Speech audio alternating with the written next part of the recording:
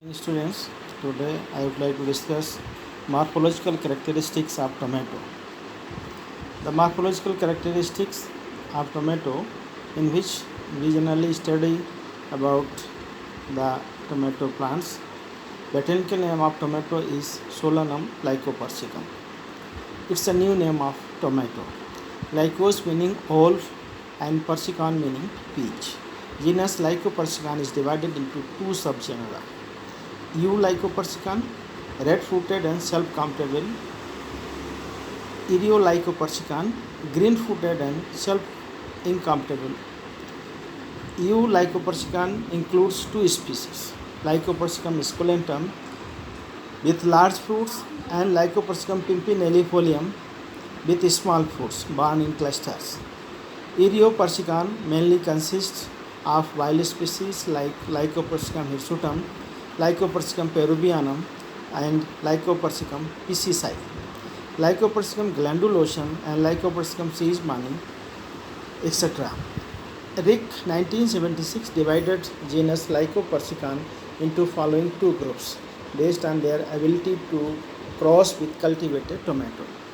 Esculentum complex, first one is Esculentum complex.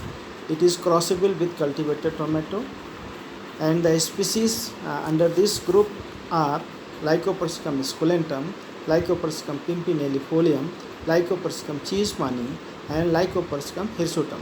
The second group is Peruvianum complex. It is not crossable with the cultivated varieties, cultivated tomatoes. Species under this group are Lycopersicum peruvianum and Lycopersicum chinense.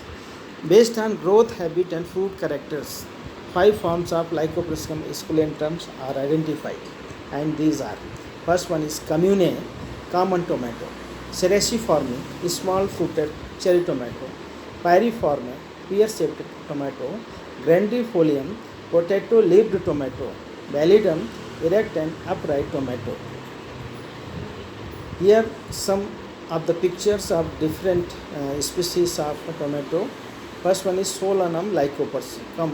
You see the common tomato fruits are of desired quality, whereas in case of Solanum pimpinellifolium, fruits are small in nature. Lycopersicum seesmani and Lycopersicum hirsutum. Botany of tomato is a true diploid with 2n bravo 24 chromosomes. Plant is annual in nature with herbaceous prostrate stem having determinate or indeterminate growth habit. On the basis of growth habit, tomatoes are classified into two groups.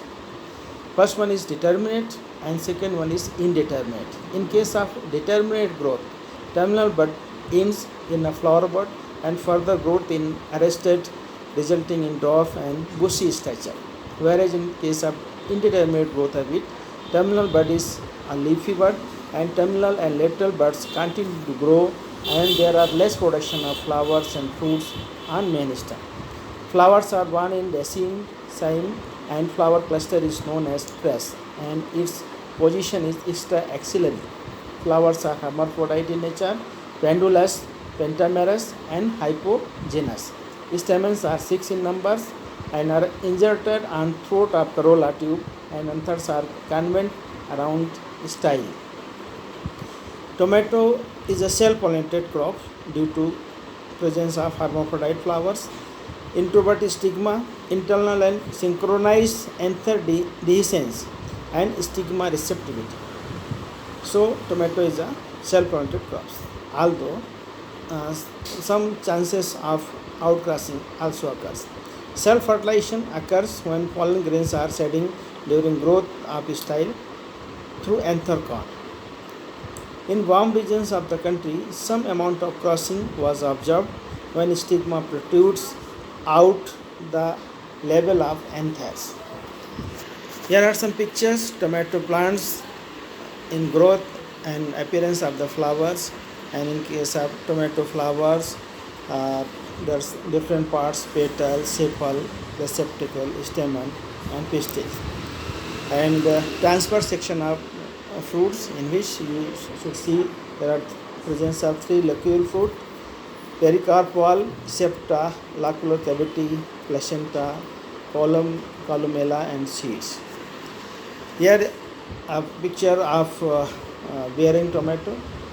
Some fruits are already set and some are growing, or you can see in developing stage, and flowers are also in opening stage. Thank you.